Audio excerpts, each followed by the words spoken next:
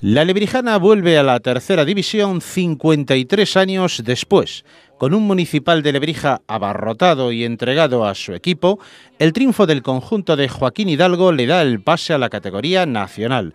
El delantero Jesús, con sus 2 tantos, fue el verdadero protagonista del encuentro. El partido resultó igualado como el de la ida. El conjunto lebrijano, tras el empate a 0, solo le valía un triunfo para ascenso. Tras varias ocasiones fallidas en el primer tiempo para ambos bandos, se llega al descanso con empate a 0 goles. Nada más comenzar el segundo tiempo, llegó la primera explosión de júbilo con el primer tanto albiceleste por medio de Jesús. Con una afición soñando con el ascenso y con el partido favorable, llegó el tanto del empate visitante. Los onubenses consiguen voltear la situación y tras el gol de Antonio Domínguez, el jugador cedido por el Recre, el que está en tercera está en la Olímpica Valverdeña.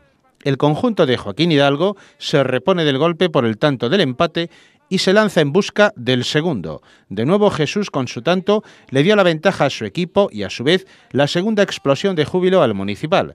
Como suele ser habitual en estos partidos, donde el marcador solo refleja un gol de diferencia, se vive con mucha incertidumbre hasta el final del mismo. Quedaba una última y definitiva explosión de júbilo y esta se produce en el instante que el cordobés Cerrato Moreno decreta el final del partido. Tras 53 años de espera, la lebrijana vuelve a tercera.